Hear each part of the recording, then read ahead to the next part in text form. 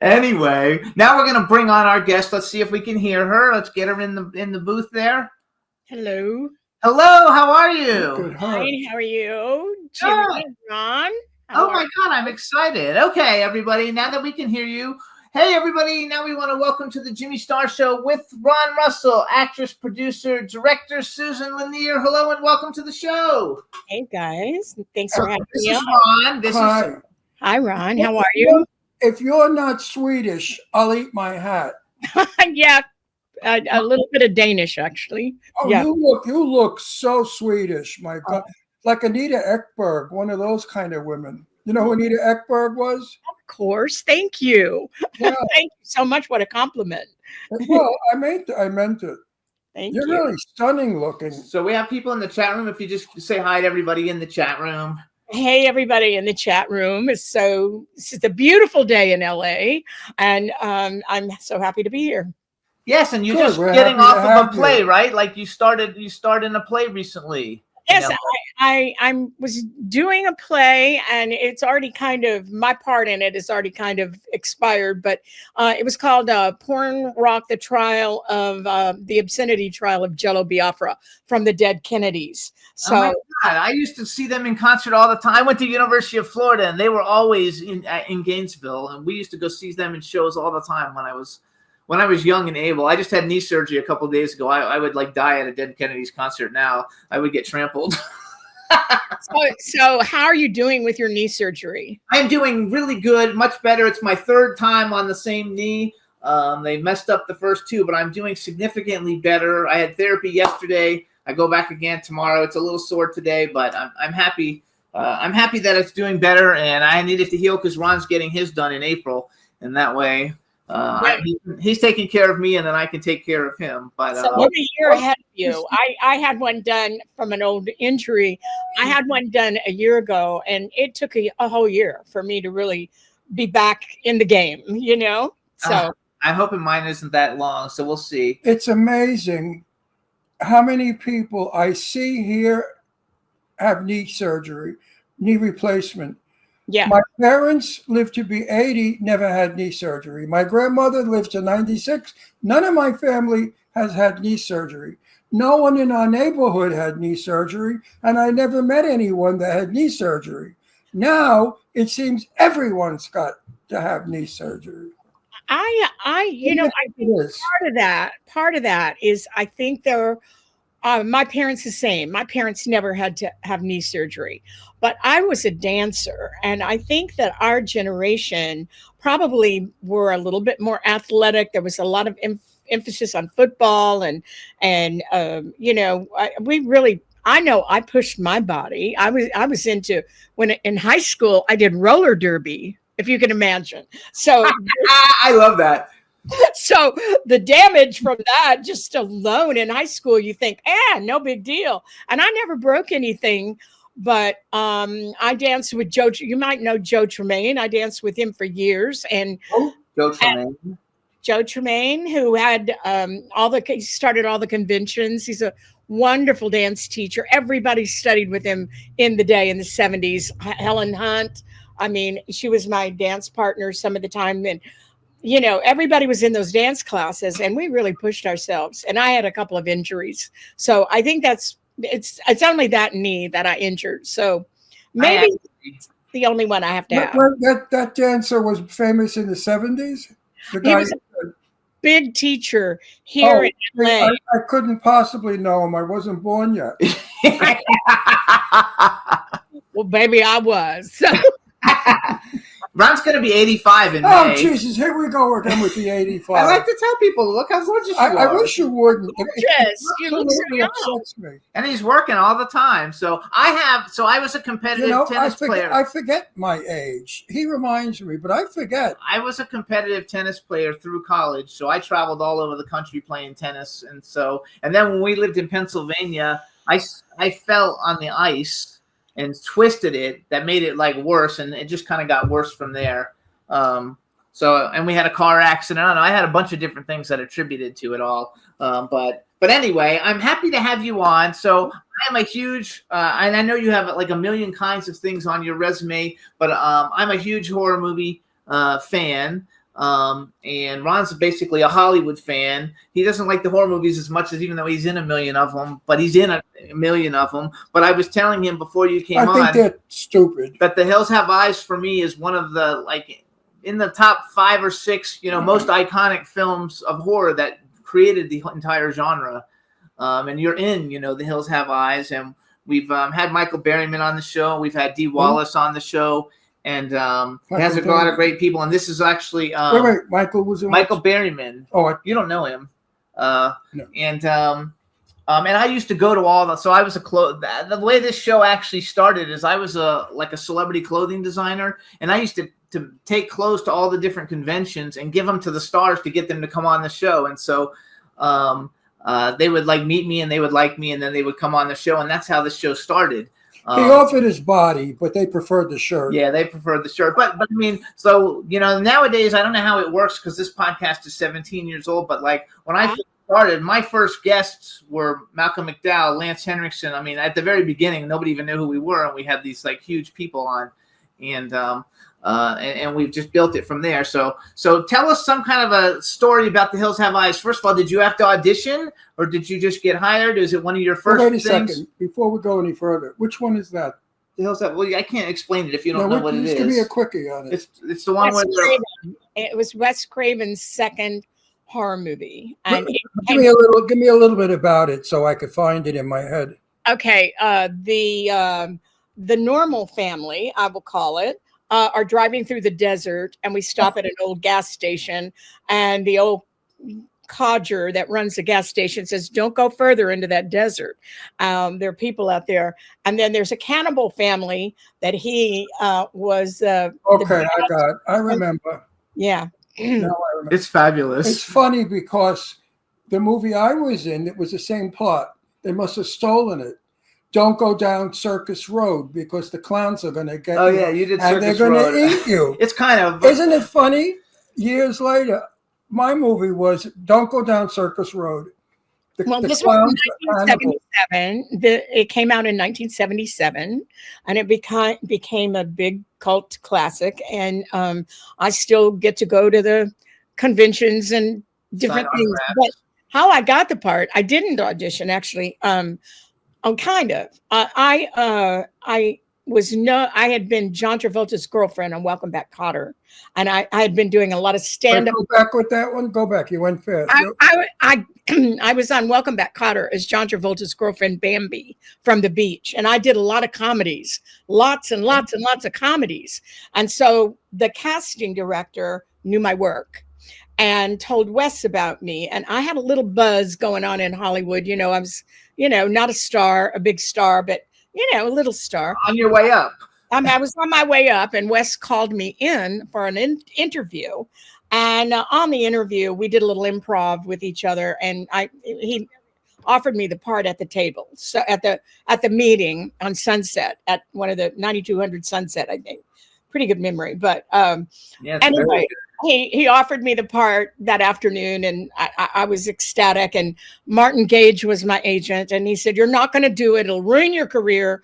You're totally established as this comedian, and it's going to really mess it up." And I said, "No, I'm going to star in this movie." It says starring Susan Lanier. And so I wanted to star in a movie. I didn't care what kind of movie, as long as it wasn't porn. So, that's an iconic one, though. So it's fabulous. So let's go back to we'll come back to that. Let's go back to because you were on a bunch of TV shows. I wrote down a bunch of the ones. First of all, I was friends with Ron Palillo. Back in the day, I had one of the agencies that books everybody on the conventions and stuff, for many years.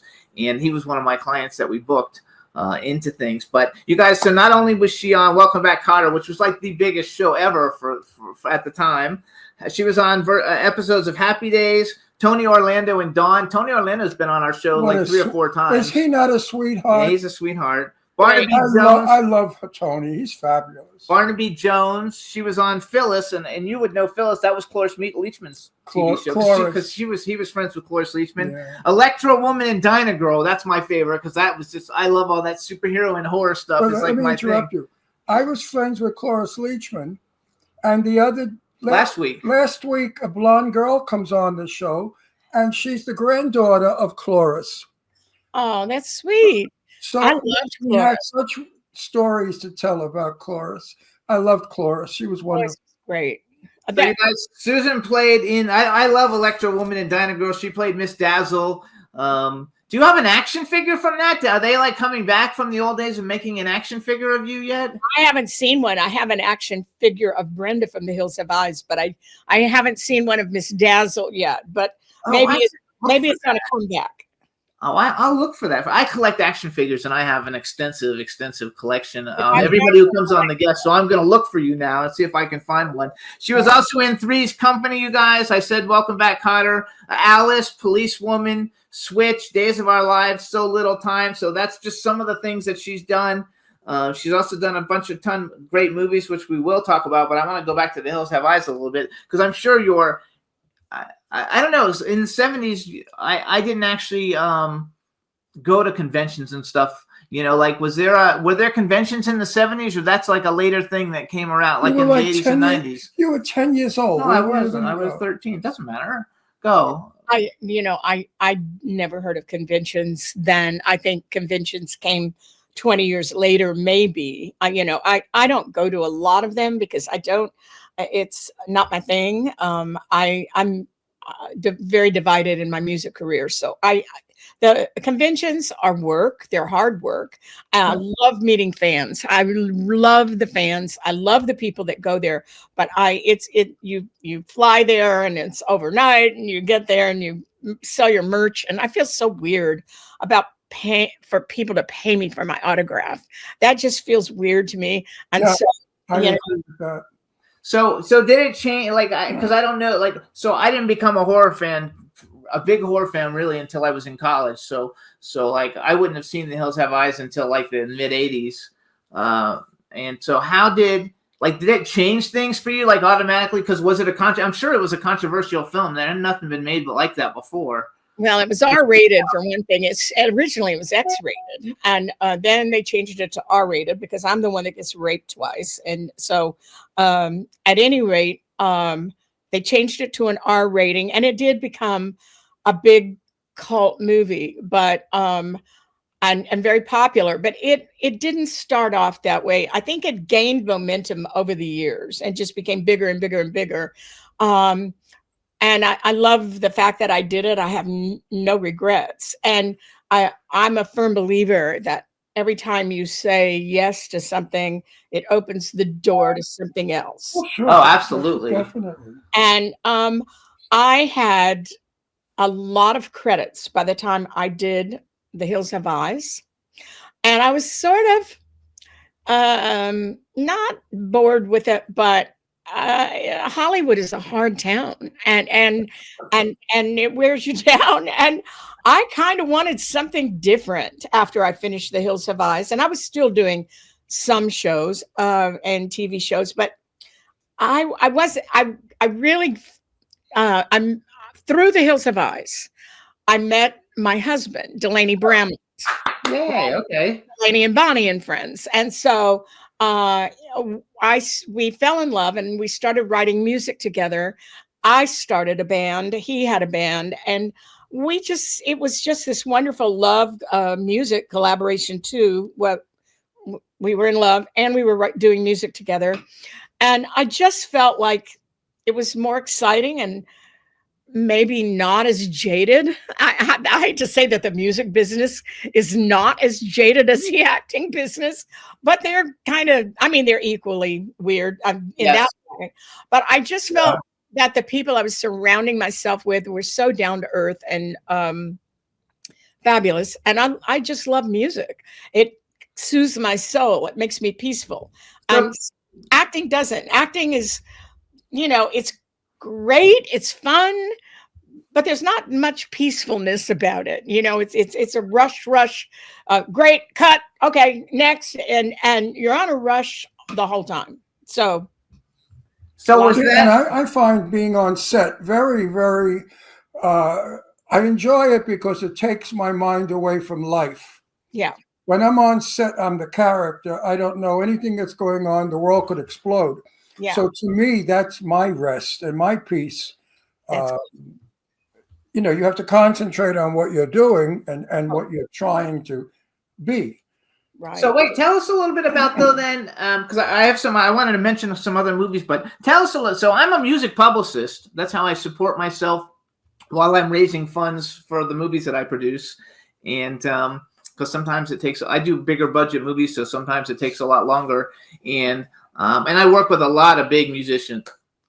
Very well-known musicians and stuff. Tell me a little bit about the music you're doing now. What kind of music do you do now? Well, I'm getting ready to go back into the recording studio probably in 2 weeks, but I write music all the time, every day. So I released a Christmas single last Christmas that had a little buzz going with it. And I think it's been the way to make money in music now is that it gets placed in movies. Your music gets placed on TV or in movies. And so I'm represented well by Wixen. And so they shop my stuff. And it's funny, when I was younger, I didn't love anything but acting, and and my whole dream was to die acting. When I'm 100, I wanted, Harold and Maude. I mean, there's no end to it. Get old and keep acting. And one day, my friend had a fortune teller come over to my house, a psychic, and she was doing our cards, and I wanted to hear all this stuff about acting, and I was really busy acting at that point. And she went, "No, in the future it's going to be music." And I'd never done a lot of music at all, and I said, "Oh, no way." I mean, I loved music, but I didn't feel that I had a talent in that area. I was an actress, and then she said, "No, not in these cards. It's going to be, when you're older, it's going to be all mostly music." And it's so weird that she kind of nailed it or whatever. I mean, I just did do movies, so I still do films, and act, and I love to act. But the music is where your heart is. Is where. Well, I don't have to wait for somebody to give me a part.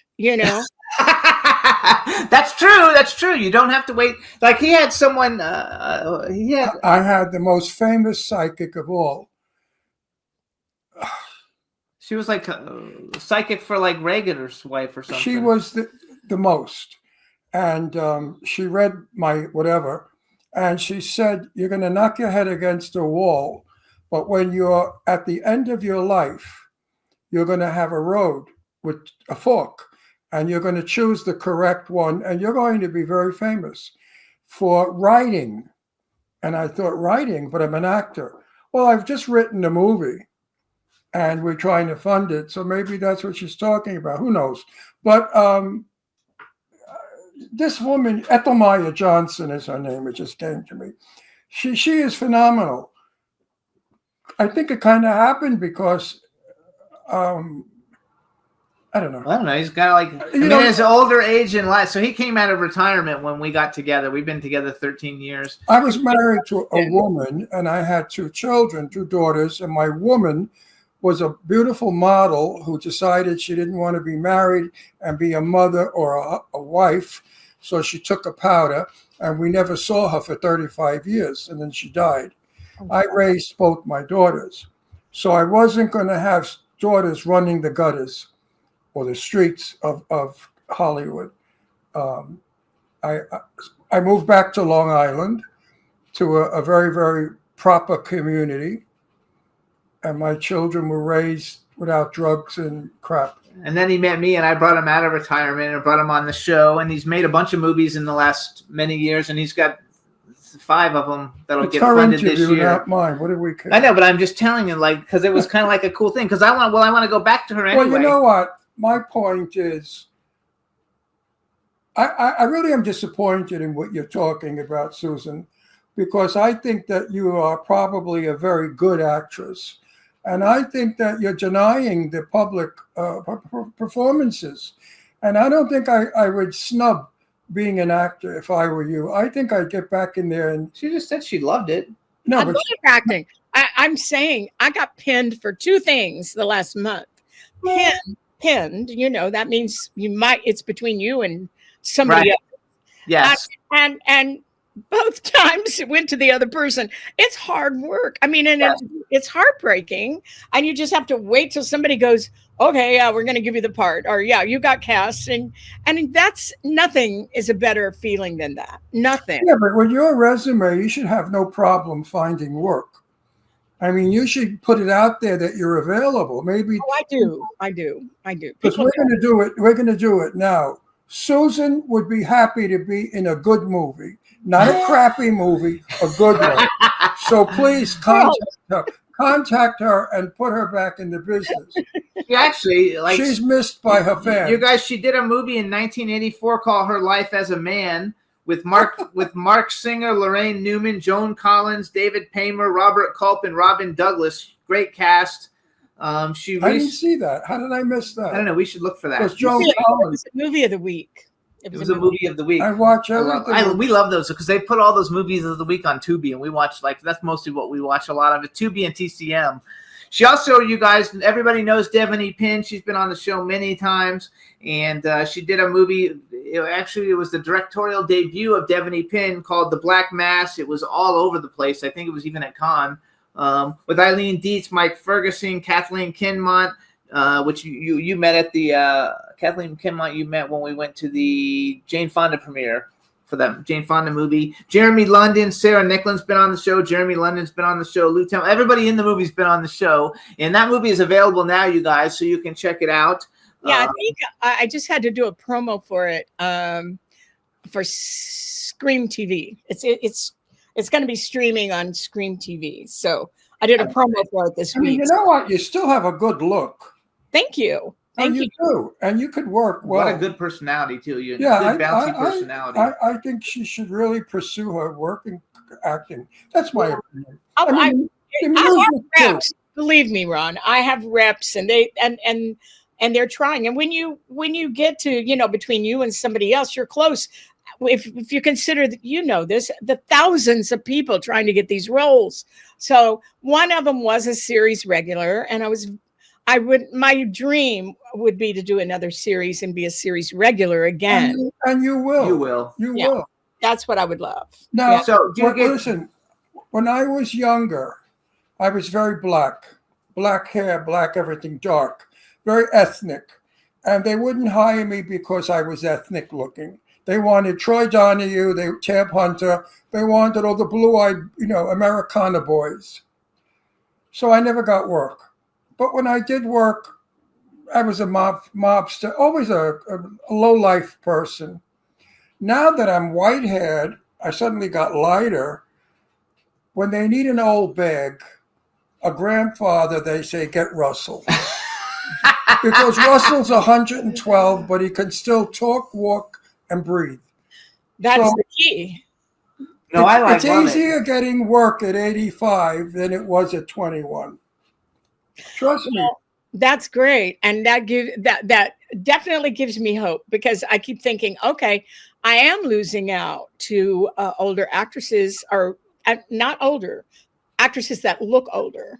But if I still want to do music, I'm not about to cut my hair short and go gray and curly and little old lady looking. So I ain't doing that, even for an acting career. No, you don't need to do that. So I can wear wigs. Like, they can age me up, but I keep losing out to people that, look that's going to change. I think that's going to change. So then when you do movies, do you put it in your contract that you want to add a song to the soundtrack if they have a soundtrack? I have had my songs in a couple of the movies that I have done, and only because it was, they find out later, like the movie Cut that I did.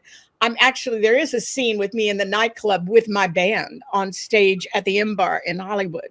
And so, and so some of the directors or producers, once they find out I do music, and I don't let them know that on an audition necessarily, unless they just know, will say, you got any tunes you want to pitch? And I'll pitch a couple of songs, and they usually end up in the movie. So that's cool. But do you make money with music? Because Stevie Nicks said she will not record another song. Which she did. So she did? Yeah, because they steal all her music and she doesn't make a nickel. No, actually, I have a nice income on music, so more so than acting actually, and so I've been lucky with that. So what is the name of your band? You perform as a band or as a solo person? Tell us a little bit about I it. just perform as Suze Lanier, Okay. and the or Suze Lanier Bramlett. The thing is, at COVID, I stopped doing it to start writing a book about a year before COVID. Then COVID hit, nobody was playing. Okay. And then now that it's kind of it's not over, but it's changed. I have been asked to come to New York and play at Pangea in the Valley. Good.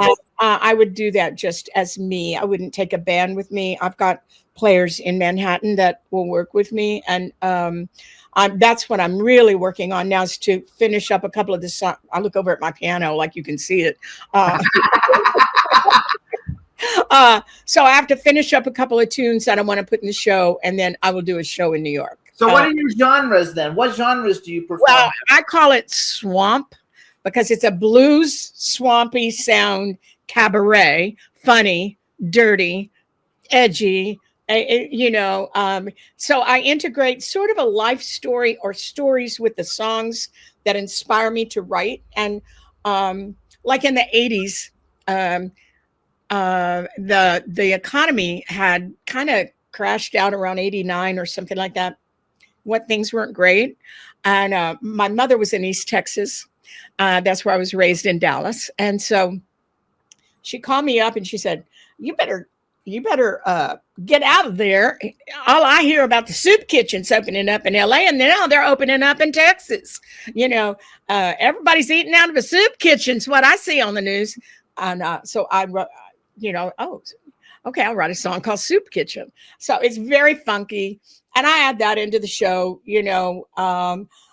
the homeless issue, the homeless have used it for fundraising, the song. It's kind of edgy song, but it talks about, I like to write music about things that bother me, or I'm feeling, a certain emotion, a breakup or a death or a loss, or good things too, So hold on. Let me ask you a question. So first of all, so if they want to, people, is your music on Spotify? Like, can people actually go and hear your music, or is it pretty much saved primarily for like movies and stuff? When I stopped all those streaming things, I released Swamp Cabaret with CD Baby that does distribute through iTunes and Spotify. Yes. I'm just now kind of getting back into the best ways to market music. Mostly I leave that up to the song people that are pitching the music for different projects. Right. And that I find is the only way to actually make money. Right. But even if you get it on Spotify and all those things, there's no guarantee. I mean, you have to have so many streams, to make any money. Yeah, it's good. Music business is really tough. We have a good friend, Soho Johnny, who has a label, and the money that he has put into that, and the return is like hardly anything. Yeah. It's sad. It's really sad, because years ago you were owned by Columbia or Columbia Records. Am I right? Columbia Records. That was one back in the day. RCA. You were under contract to them. And they paid you. They paid you for all of. You made millions of dollars. Nothing like that now. It's nothing like that. It's very difficult, music business. Unless you're really young and have, your Miley Cyrus, or you've got a new rap group or whatever. Right. I'm not into any of that. I just enjoy things. I'm not luckily I'm not desperate to go make a living at this age. It's like, I'm so content with just playing at Pangea or Vitello's or someplace. Pangea, yeah, in New York. In New York, it feeds my spirit, my soul. I'm not trying to take the world by storm and become Meryl Streep at this age. That ship, I think, has sailed, and you never know. When you Okay, get so wait. So I have a question for you. Here's what I usually ask this question for actors, and we'll go back to it because we have a couple of minutes. But so as a singer, songwriter in a band or something, if you were gonna get put on any bill to play with any band, living or dead, what band would you want to like play with? Like, and it could be anybody. And then who are some of your influences, as a musician, like in the 70s and the 80s? Like, who did you actually like? Well, my favorite all time is Ray Charles. But okay, wow. To be on a bill, I adore Stevie Nicks. I adore Bob Dylan. We love Stevie and Stevie Nicks. is the nicest girl. I would, a dream come true would be to open for somebody like Stevie Nicks, but there's so many great. This is a dream come true question anyway, so it's okay. Do you listen to any modern day music? Like, is there anybody out right now that you think, oh my God, I really like it? I love Adele. Okay, me too. I love Adele. And I think Miley Cyrus is very talented. We like her too. There's just so many. There's so many good ones. I mean, I love Christina Aguilera. I think her chops are amazing. I don't have chops like that. I guess really my favorite female artist, everybody of similar to my genre, but I don't compare myself to her, is Bonnie Raitt. I mean, I think Bonnie Raitt is amazing. Bonnie Raitt, fantastic. So, and she's just. She's my favorite. Well, Beth Hart is my favorite right now. And then good too. Beth Hart is my favorite, and then Bonnie Raitt, and they're both. It depends on the day. I might put on Bonnie, and I might put on Beth Hart, because Beth Hart is amazing. Okay, so now as they say, I'm stuck in a groove because my favorite singers, Peggy Lee and Johnny Mathis. He listens to a lot of Johnny Mathis. I think that Peggy Lee and Johnny Mathis are two of the greatest singers of ever. Definitely. Ever. I'm listening to a lot nowadays of the modern people, because I listen to like a lot of 70s and 80s music, but I like Benson Boone. So Benson Boone is somebody who I've been listening a lot to. But let's switch the question now to an actor. As an actress, bucket list, because you've worked with some really phenomenal people in your career. That's why I'm saying she's had such a good. Wait, let me finish. You have such a good career. Keep rolling. She is rolling. She's just saying the roles aren't coming. I got depressed when she said, "Give me a job, I'll do it." Hey, I'm going to put you on my list now, because I have a lot of filmmakers who come to me with knowing that I know. You've got such a head start over so many people we know. God, keep going, I have a girl. list I keep of people who've been on the show. When producers come to me and say, "Who do you know that we could use?" So I'll put your name now on the list that I give everybody. But bucket list, male and female actor. If you could work with any male or female actor, living or dead, who would you have liked to work with? And then the second part is, if you could have ever been in any movie ever in the history of movies, what movie would you have loved to have a part in? Well, okay, bucket list. Jack Nicholson, Warren Beatty would have been my favorites. To do a movie with them, or Meryl Streep. I mean, Meryl Streep, I think, is an absolute genius. To work with her would be a life stream. And I regret that I did not get the role of Carrie in the original movie Carrie. I did screen tests for that. And with Brian De Palma, and so that would have been a great career. So did you screen test to play actually Carrie? Yeah. Oh my God! And that's like the most iconic movie. I mean, that's like The Hills Have Eyes. That's so awesome. I love it. So what do you think of the remakes of everything? Like, did you watch the remakes of The Hills Have Eyes? I thought the first one they did a good job with, and then the rest of them all were terrible. I didn't like all the other ones after that. I agree with you. Delaney and I did go to the screening of the remake of the Hills Have Eyes, and it was all gimmicky now. It's all it lacked the rawness, I think, of the original. And the remake I thought was just too superficial. I didn't believe it much, but of course I'm biased, so there you go. Susan, I have to pass something on to you. Lauren Bacall, you know who she is. Of course. Yeah, she told me this. She said, Ron, a movie is only old after you've seen it. That's right. And I pass it on to everyone. There's no such thing as out of date movies. So Your Eyes is not out of date. After you see it, well, it's done. But until then, it's still a current movie.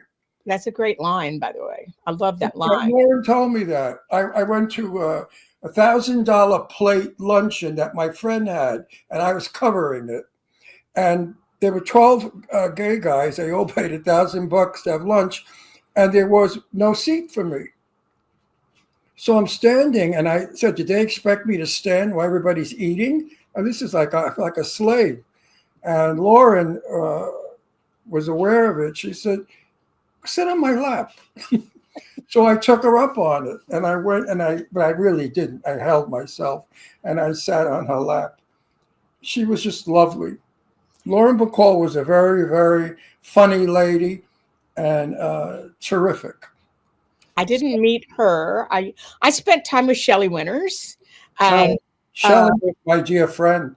and I Lee. saw Shelley the night before she died. I went to the hospice, and I said, "Okay, Shelley, now you're going to get better because you got to do my show." She said, "Ron, I promise you, as soon as I get out of here, I'll do your show." Yeah, I was pretty close with her, and I You did. go to Silver Spoon. Yeah, I would go. I didn't meet her through that. I met her. I knew her through Actor Studio, but I did a play here in L.A. Night of the Iguana with Richard Chamberlain at the Amundsen. I starred in it with Richard Chamberlain, Dorothy McGuire, Eleanor Parker, Raymond Massey, and Tennessee Williams was one of the producers. That's I some cat. got to spend a lot of time with Tennessee Williams, and that was kind of the highlight of my. I started off in New York in the theater, and I only wanted to do theater. So when I got an opportunity, I got my first job from doing a play, from ICM coming and seeing me on the road and inviting me to LA. So ICM was my first agent here. So it was nice. How do you? You really got it. You really got it. I don't want to talk to her anymore. Doesn't matter. We're out of time anyway. I'm So done with hang you, on. Susie. Susan, I think that. Wait, hang on. You sat with Tennessee Williams. Give me a fucking break, huh?